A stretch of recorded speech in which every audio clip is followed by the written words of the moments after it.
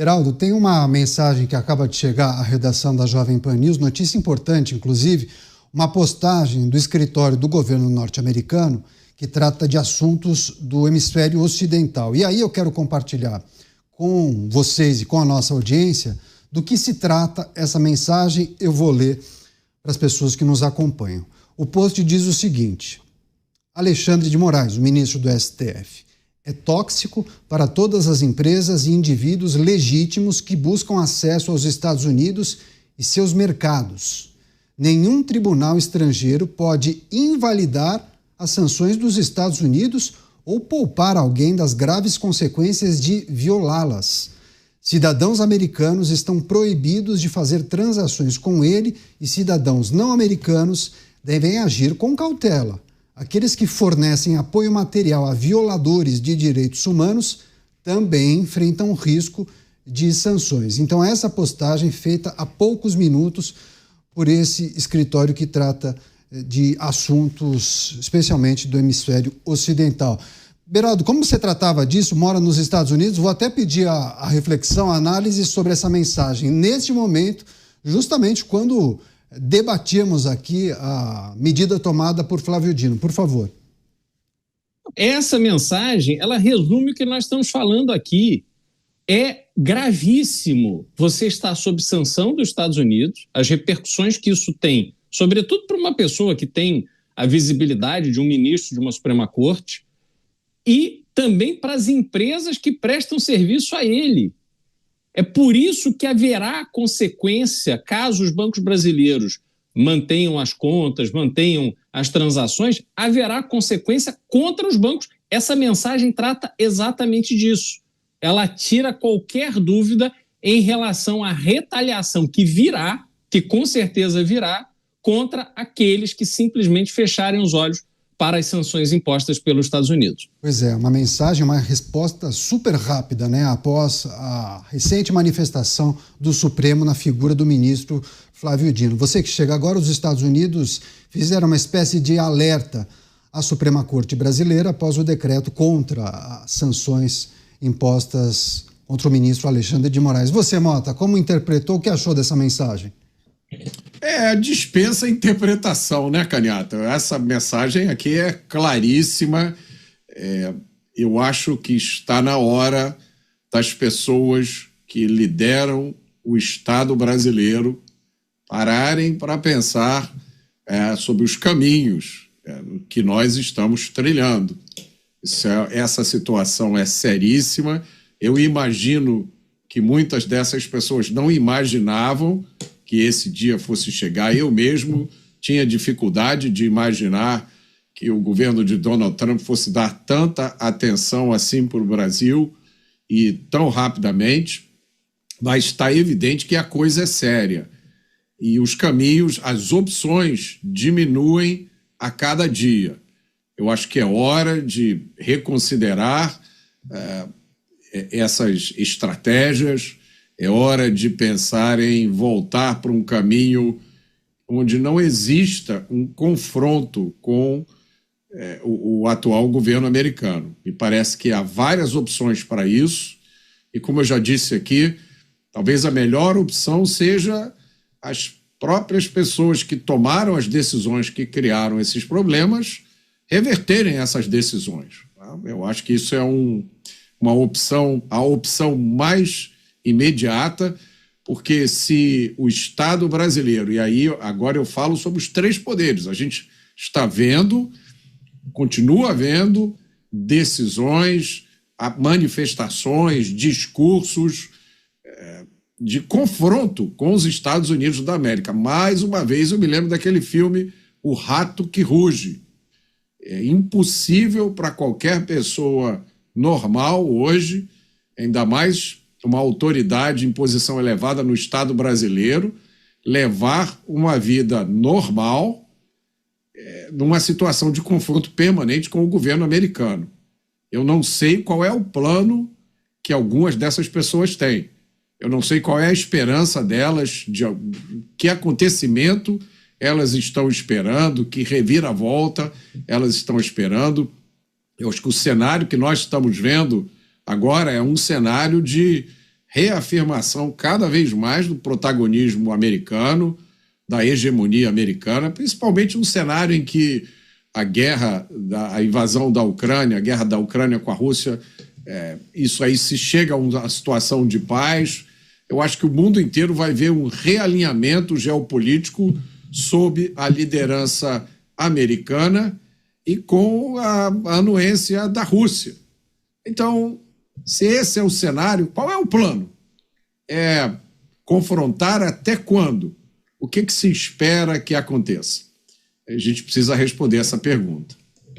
Pois é, para as pessoas que chegam agora, nós estamos repercutindo uma manifestação feita por um órgão do governo norte-americano e nessa postagem, em dado momento, o texto diz o seguinte: Alexandre de Moraes é tóxico para as empresas e indivíduos legítimos que buscam acesso aos Estados Unidos e seus mercados. Você, Dávila, é importante nós lembrarmos que trata-se de uma mensagem que é publicada talvez horas depois da manifestação do ministro do Supremo e diz respeito também à intenção, talvez, de proteger alguns integrantes da justiça brasileira, proteger autoridades brasileiras. E aí tem essa frase que é forte, né? Nenhum tribunal estrangeiro pode invalidar as sanções dos Estados Unidos. Você, Dávila? Canhato, não é apenas o ministro Alexandre de Moraes que é tóxico. É o Supremo Tribunal Federal quando atua como um órgão político e não como uma corte constitucional. Justamente como é a posição do ministro Flávio Dino. De novo, atuando como um órgão político. Às vezes parece que esqueceu que é ministro do Supremo e continua sendo senador ou governador, porque é uma atitude política. Hoje, nós precisamos de serenidade no país. Nós precisamos hoje baixar a bola, cada poder cumprir o seu papel constitucional. A Suprema Corte precisa voltar a ser uma corte constitucional. Não é hora de bravatas políticas, é hora de cumprir a lei, respeitar a lei. É hora de respeitar a soberania também dos Estados Unidos e decidir o que eles bem entenderem numa lei que apenas reflete a atitude de empresas e cidadãos brasileiros nos Estados Unidos. Não tem nada de invasão de soberania nacional, querer mandar no Brasil, não tem nada a ver com isso. Então, assim, é hora da Suprema Corte agir com serenidade e como guardiã da Constituição.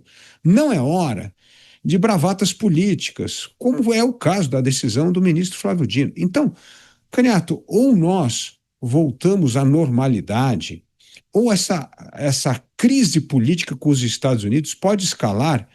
O Mota sempre diz sobre o Estado brasileiro, mas quem vai pagar a conta é o Brasil. É o Brasil. Aliás, vai pagar a conta com perda de mais de 130 mil empregos, hoje está entre 110 e 150 mil empregos, vai perder mais de 130 bilhões de reais de exportação para os Estados Unidos, mas quem vai pagar é o Brasil. O Brasil vai pagar a conta da irresponsabilidade do Estado brasileiro. Isso é muito grave.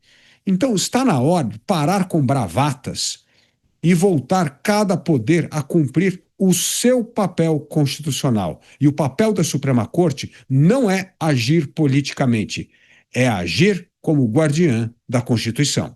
Daqui a pouco eu vou ler algumas mensagens, várias pessoas se manifestando aqui no nosso chat. Agora, Beraldo, quando o Dávila menciona, agora não é hora de bravatas, é preciso ter serenidade. Bom, o Brasil, mas como diz o Mota, o governo brasileiro ou as instituições brasileiras tiveram oportunidades de dar um passo para trás, né? De fazer algum gesto, algum movimento para diminuir essa temperatura. Mas não, o que a gente observa é um enfrentamento, esgarçando ainda mais. Daqui a pouco a gente vai trazer a manifestação de um dos integrantes da corte. Não vou recuar nem 1 milímetro sequer. A gente observa um enfrentamento mesmo, como se a gente estivesse indo para o combate. No que isso vai dar, Beraldo? Renato, olha só para as pessoas terem uma referência, né? Na Rússia existe uma figura que é muito controversa e que está sempre fazendo bravata para os Estados Unidos, que é o ex-presidente Dmitry Medvedev.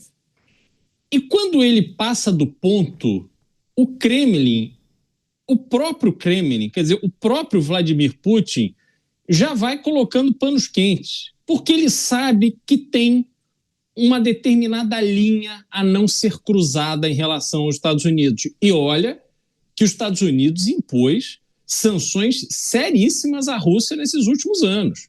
E mesmo assim, o Kremlin não cruza essa linha. O Brasil está fazendo o oposto. O Brasil tem, na Suprema Corte, esses que, inclusive o ministro perdeu o visto para os Estados Unidos, então parece que está dando de ombros, quer fazer bravatinha, quer dar uma respostinha, só que quem paga a conta somos todos nós. Quem sofre as consequências somos todos nós. Só que quando se olha para o Palácio do Planalto, só vem aplauso, só vem mais uma declaração polêmica, só vem mais uma bravata. Então não há no Brasil hoje um clima de entendimento. Parece, Caniato, o que eu estou vendo do cenário é que o governo, ao não ter o que apresentar à sociedade brasileira como avanço nesses anos da terceira presidência do presidente Lula, ele está apostando todas as suas fichas nessa disputa, nessa imaginária disputa com os Estados Unidos para reacender no espírito, no coração, na alma do brasileiro este sentimento de que os Estados Unidos estão nos atacando, precisamos nos unir, porque juntos somos fortes e vamos vencer esse laranjão que fica se metendo nas coisas brasileiras. Então o governo brasileiro e o próprio Supremo Tribunal Federal está apostando as suas fichas neste ambiente, nesse cenário, para que nas eleições eles tenham condição, chance de permanecerem à frente do Brasil. O problema é que nós estamos ainda há mais de um ano da eleição. O Brasil vai sofrer consequências seríssimas. E essa conversa, na hora que as pessoas começarem a efetivamente sofrer essas consequências, dizer que isso vai inflamar ainda mais esse sentimento anti-americano, não é isso que vai acontecer, porque vai ficar muito claro e evidente quem é responsável pela situação em que o Brasil se meteu. E isso que nós estamos falando não tem mais nada a ver com Jair Bolsonaro. Nós estamos falando de coisas reais, porque eu estou na linha do Mota. O Mota falou, olha, eu não acreditava que os Estados Unidos daria tanta atenção ao Brasil como está dando. E a verdade, eu também não acreditava, porque o mundo está aí repleto de desafios a sério, e o Brasil sempre se comportando como um marginal diplomático, um marginal geopolítico. Entretanto, como foi possível virar essa chave? Os Estados Unidos não faz nada pela metade. Vou aplicar aqui uma sançãozinha, aí depois a gente vê, ano que vem a gente olha. Não. Fez, vai fazer para ser respeitado. Porque se ele não for até o final levar a todas as consequências, a sua credibilidade diante da imposição de sanções, que é uma arma que tem se mostrado muito eficiente, ela fica atingida e os Estados Unidos não querem isso. Então, não há brincadeira aqui. A brincadeira, essa falta de noção, essa irresponsabilidade, ela está 100% vindo do lado do Brasil, que não está trilhando o caminho para resolver essa situação, está dobrando a aposta simplesmente pelo propósito medíocre de ter uma vantagem eleitoral em 2026. Muitas mensagens falam justamente disso, que esses posicionamentos retratam uma irresponsabilidade das instituições ou do governo brasileiro no que tange a relação com os Estados Unidos. Você, Mota, o Mota fez uma série de anotações aí, tenho certeza que vai trazer um bom raio-x dessa situação, Mota. As implicações, eu estava pensando aqui, Caniato, as implicações, as consequências de levar esse jogo de pôquer adiante são gravíssimas, né? Vamos construir aqui um cenário tentando evitar catastrofismo, mas vamos só imaginar um cenário em que essa escalada de blefes continua. E aí os Estados Unidos dizem, então tá. E aí aplicam sanções a bancos brasileiros, a empresas brasileiras. Imagina o dólar disparando. Imagina os investidores olhando para o Brasil e dizendo: essa turma está louca, eu vou tirar meu dinheiro daí. Imagina a bolsa caindo, ao mesmo tempo o dólar dispara, a bolsa despenca. Imagina os impactos no comércio internacional, que depende de acesso ao sistema financeiro. Imagina exportações e importações impactadas, parando, navios sem conseguir descarregar. Tem outro aspecto que talvez seja o mais impactante de todos. Eu sei que muita gente tem dificuldade de entender isso, mas a infraestrutura de tecnologia do mundo hoje é baseada em empresas americanas. A maioria das empresas brasileiras, grandes, médias e pequenas, bancos, companhias aéreas, hospitais, pensem numa empresa, ela usa infraestrutura de tecnologia americana.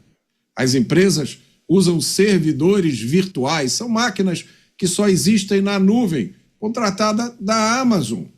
Elas usam serviços do Google, elas usam serviços da Microsoft e uma lista enorme de outras empresas. Imagine, de uma hora para outra, você não ter mais acesso a esses serviços. Vocês conseguem imaginar do que eu estou falando? Imaginem os equipamentos americanos que são usados aqui no Brasil, de todo tipo, inclusive equipamentos críticos, como sistema de gerenciamento de transmissão de linhas elétricas, radares, equipamentos médicos.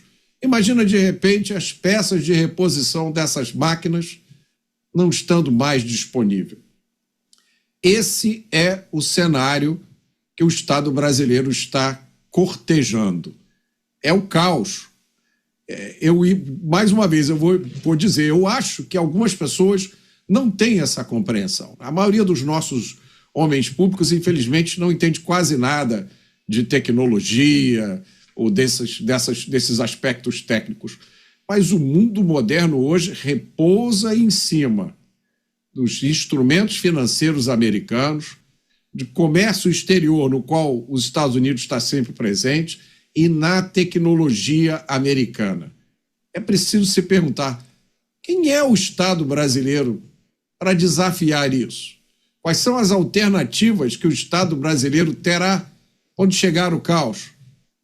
Vamos transformar todo mundo em usuário de tecnologia chinesa? Primeiro tem que explicar às pessoas, ensinar chinês a todo mundo. Então, o cenário é muito ruim. É nossa obrigação aqui, mais uma vez, chamar o bom senso das pessoas. Não há nenhum cenário em que essa trajetória leve a um lugar positivo. Insuflar esse anti-americanismo, estilo anos 1960, com um objetivo eleitoral, assim, é uma coisa incompreensível, porque o caos não vai favorecer ninguém.